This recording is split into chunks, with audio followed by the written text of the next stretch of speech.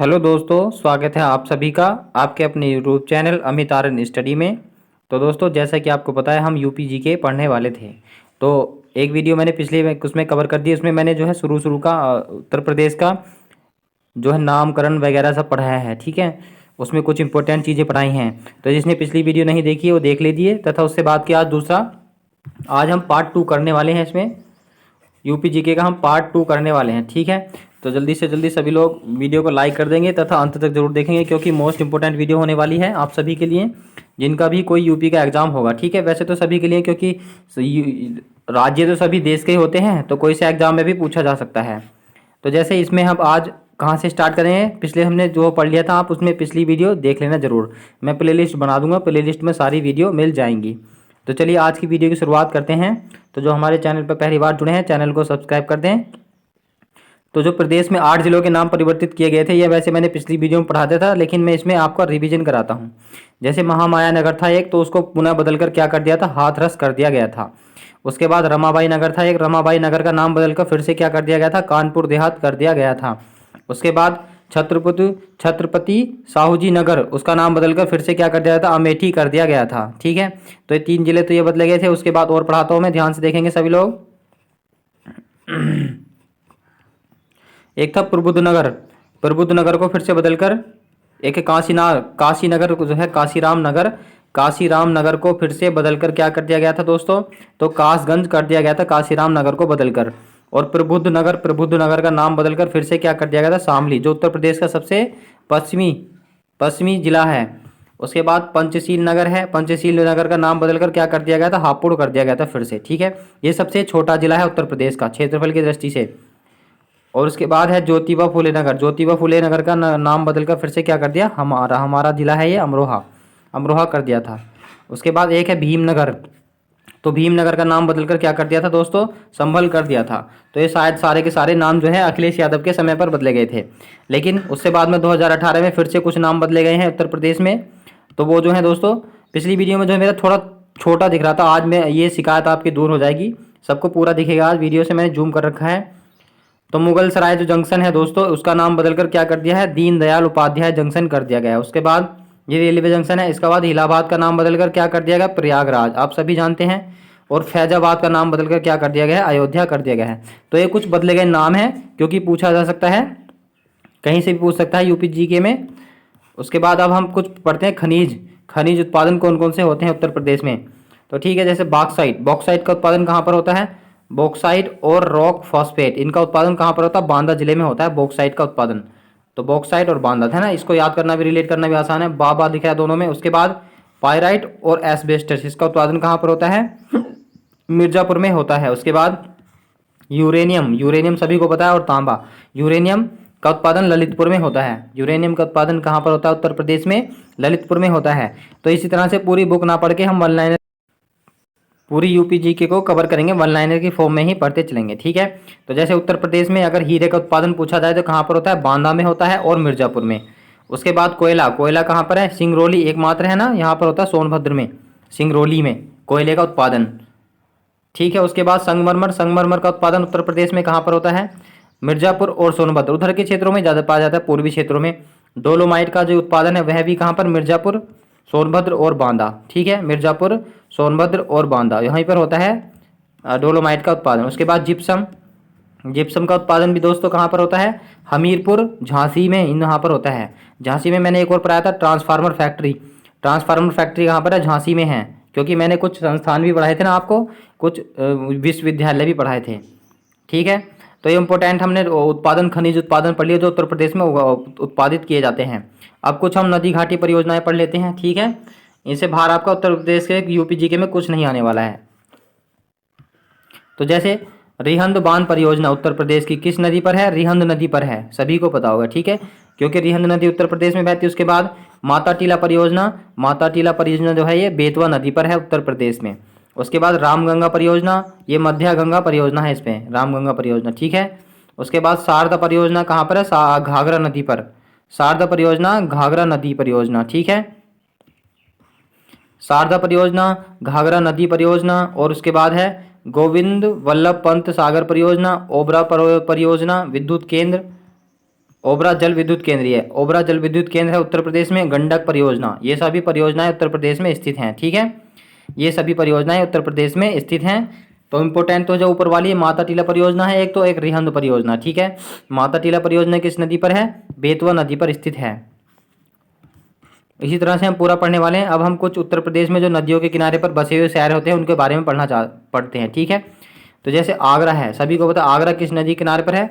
यमुना नदी के किनारे पर है। कुछ तो आपको याद होंगे लेकिन जो है कुछ मैं आपको नए पढ़ाऊंगा।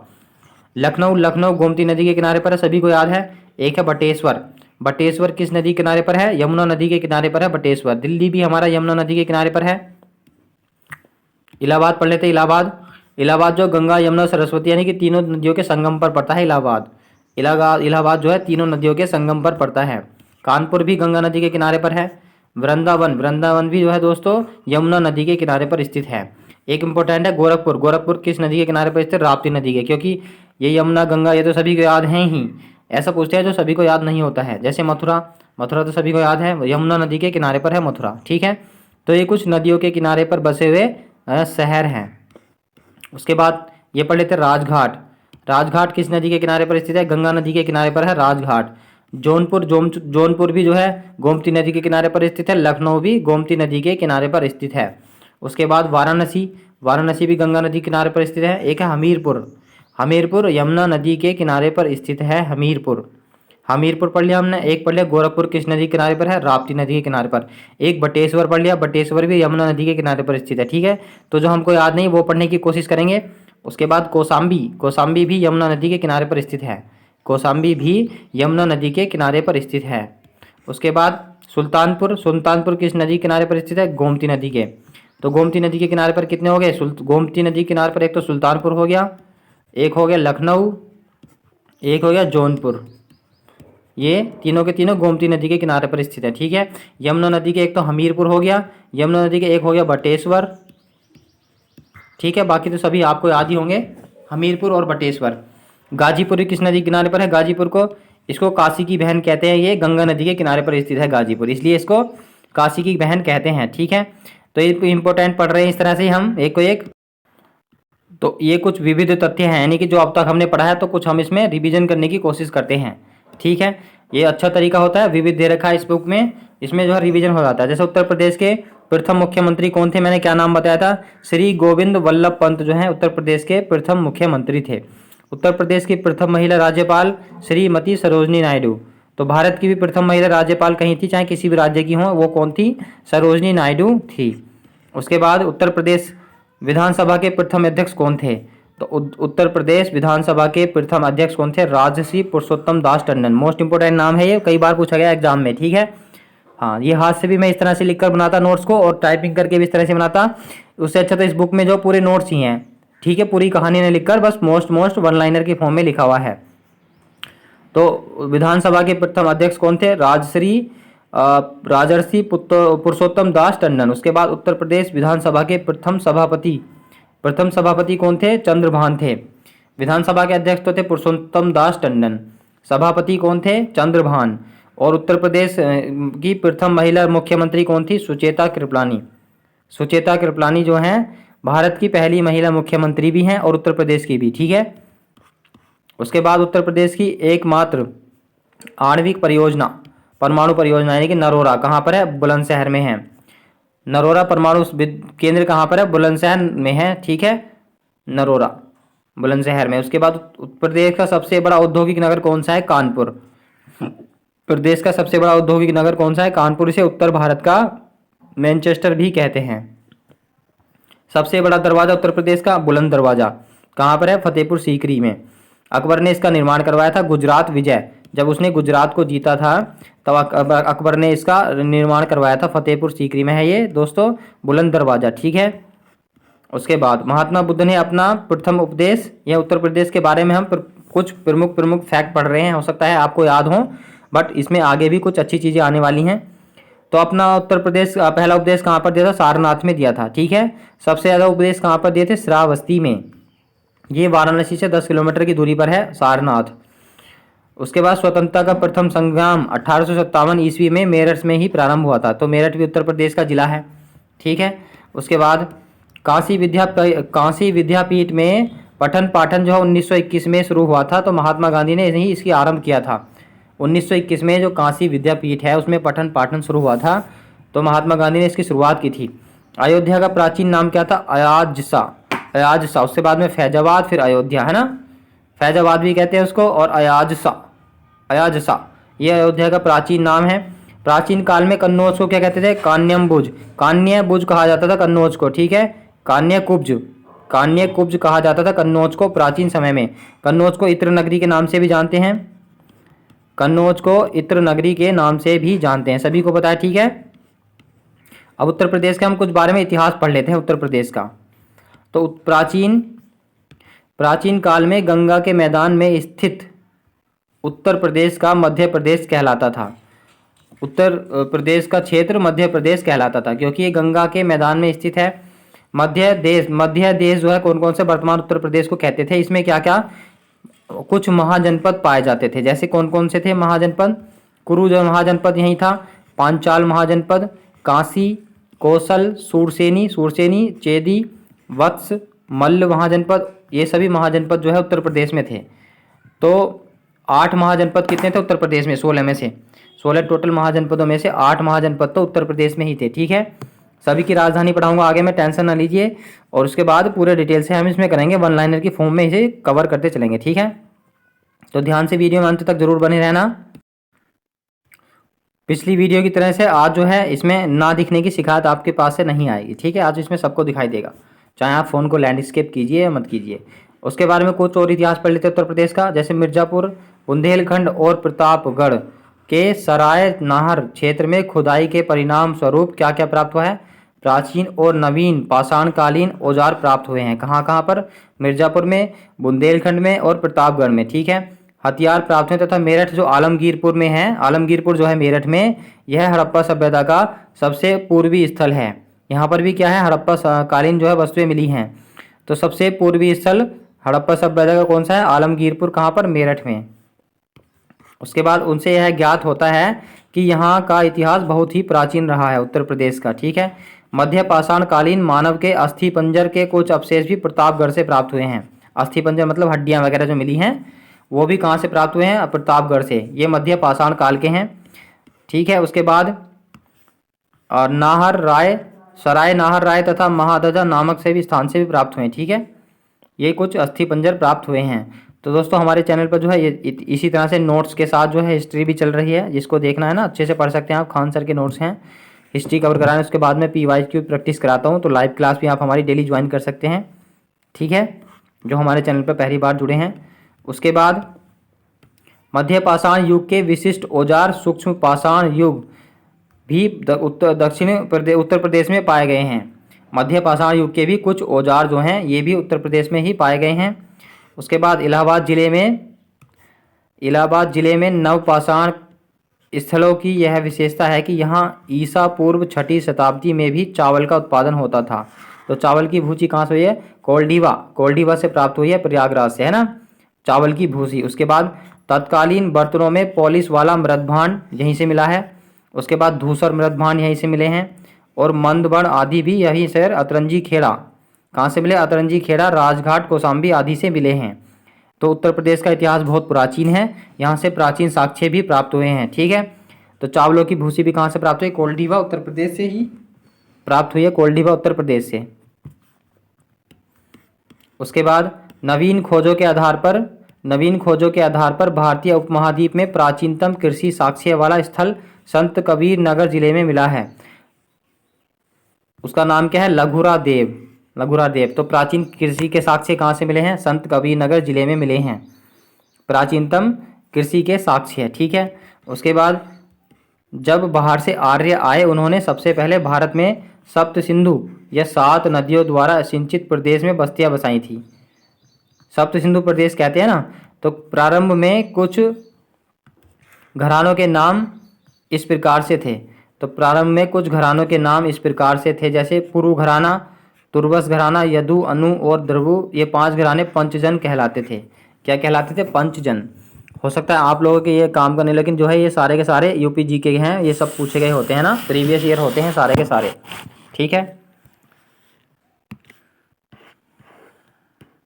धीरे धीरे आर्य पूर्व की ओर अग्रसर होने लगे और कौशल और विदेह पर ब्राह्मणों और क्षत्रियों का द्वारा अधिकार कर लिया गया। इसका वर्णन कहाँ पर है? शतपथ ब्राह्मण में इसका वर्णन मिलता है।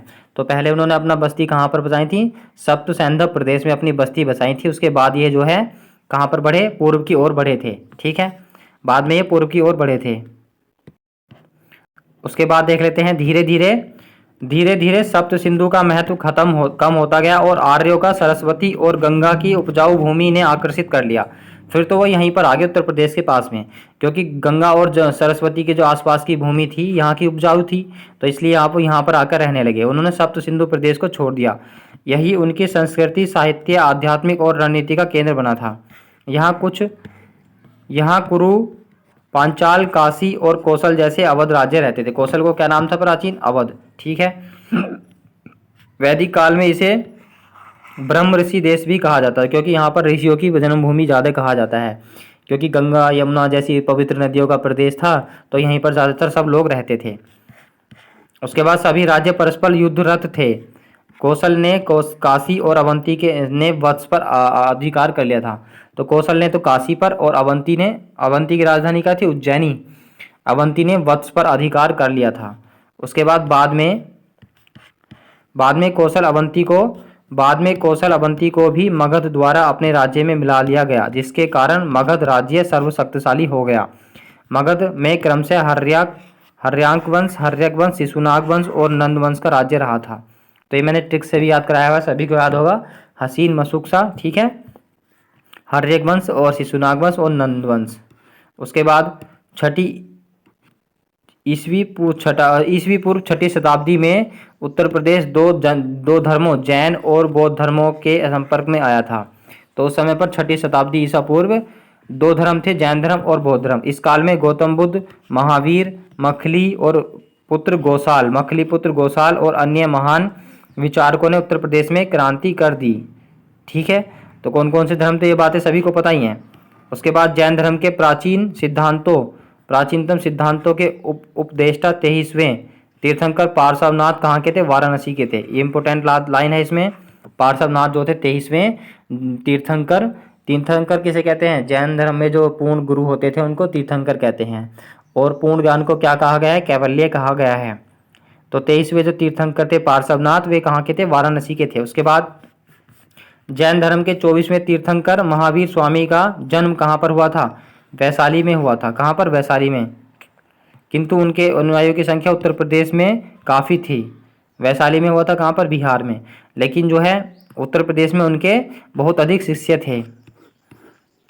ठीक है, उसके बाद उत्तर प्रदेश के मथुरा में कंकाली टीले के भग्नावशेषों में से किसी समय पर निर्मित एक भव्य जैन स्तूप का पता चलता है।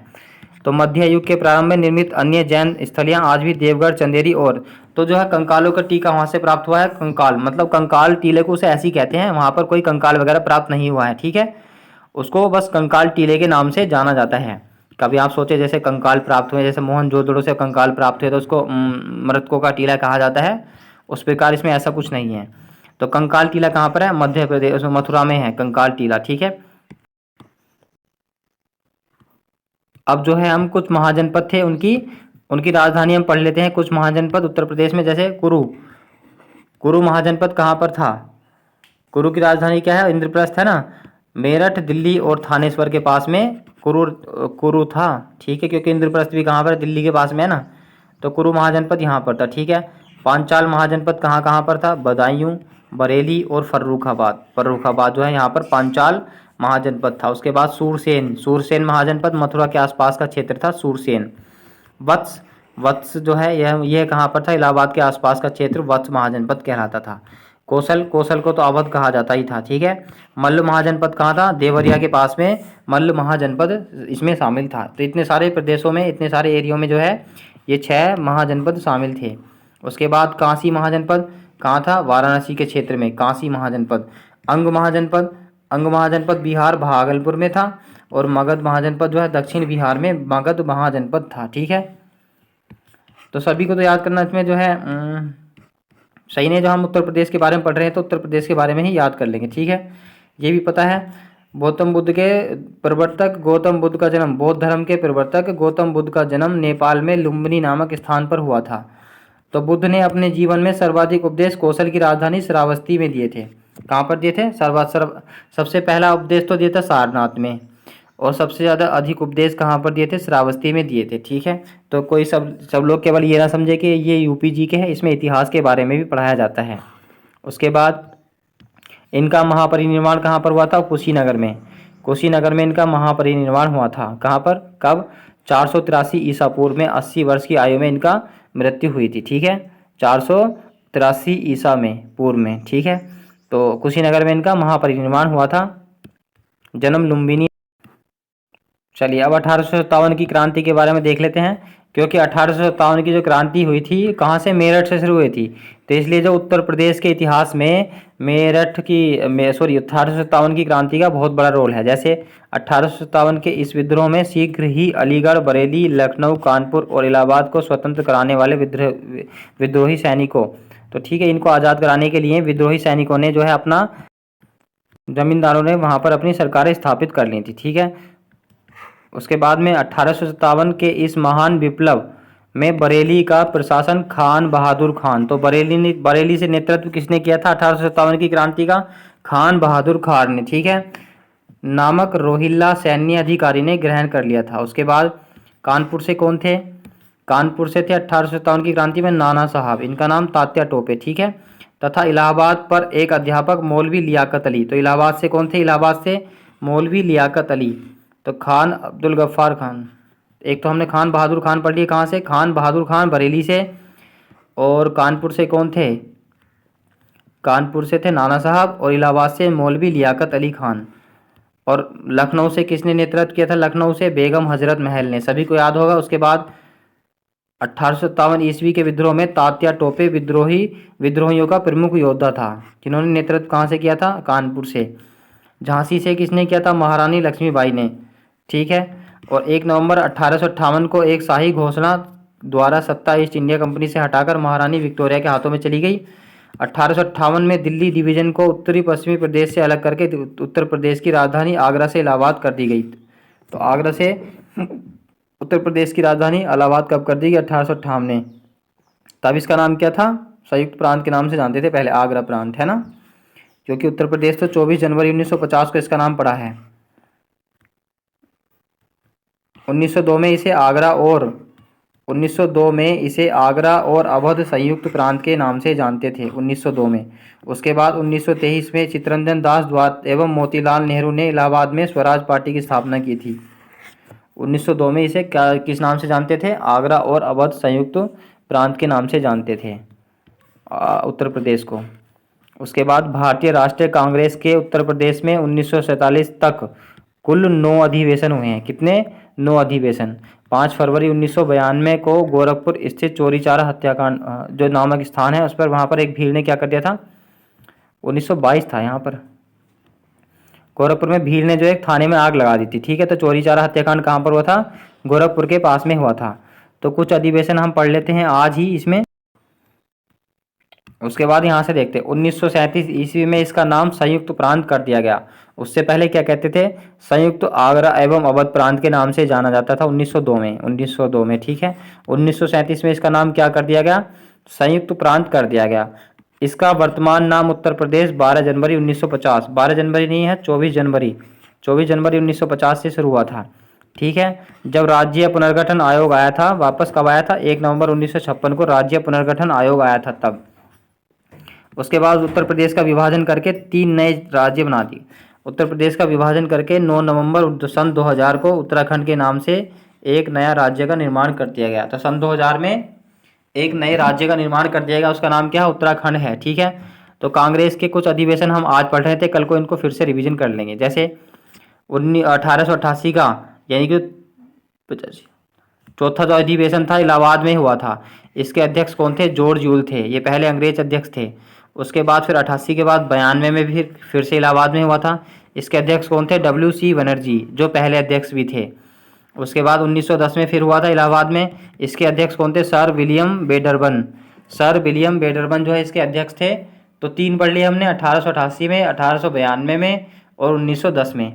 उसके बाद 1899 में हुआ था लखनऊ में, तो इसके अध्यक्ष कौन थे? रमेश चंद्र दत्त। रमेश चंद्र दत्त इसके अध्यक्ष थे। तो लखनऊ इलाहाबाद में हुए 3, लखनऊ में कितने हुए? लखनऊ में देख लेते हैं।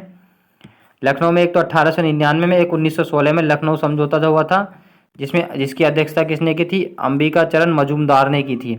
अंबिका चरण मजूमदार ने इसकी अध्यक्षता की थी। इसमें नरम दल और गरम दल और मुस्लिम लीग जो है एक में हो गए थे मिलकर।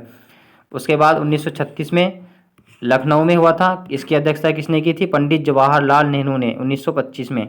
उसके बाद 1925 का भी कानपुर में हुआ था, इसकी अध्यक्षता किसने की थी? सरोजनी नायडू ने। तो कानपुर में कितने अधिवेशन हुए हैं? सॉरी, लखनऊ में कितने हुए? 3 हुए हैं। इलाहाबाद में 3 हुए, इलाहाबाद में। लखनऊ में भी कितने हुए? 3 हुए हैं। कानपुर में एक अधिवेशन हुआ है, कौन सा? 1925 का। किसने किया था? ये पहली भारतीय महिला अध्यक्ष थी, सरोजनी नायडू। उसके बाद 1905 ईस्वी में बनारस में हुआ था, गोपाल कृष्ण गोखले ने इसकी अध्यक्षता की है। और 1946 में कहाँ पर हुआ था? मेरठ में। तो 1946 में मेरठ में आचार्य JB कृपलानी के द्वारा इसकी अध्यक्षता की गई थी। ठीक है, क्योंकि स्वतंत्रता के समय पर राष्ट्रीय कांग्रेस के अध्यक्ष कौन थे? JB कृपलानी। तो लखनऊ में 3 बार हुआ है, इलाहाबाद में 3 बार हुआ है, उसके बाद बनारस, कानपुर और मेरठ में एक एक बार। ठीक है, तो ये हमने पढ़ लिए, इनका हम फिर से कल से रिवीजन कर लेंगे नेक्स्ट वीडियो में। तो दोस्तों, वीडियो अच्छी लगी हो तो वीडियो को लाइक करना, इस तरह से 1 लाइनर की फॉर्म में पूरा उत्तर प्रदेश की जीके पढ़ने के लिए। ठीक है, मिलते हैं नेक्स्ट वीडियो में, तब तक के लिए चैनल को सब्सक्राइब कर लेना।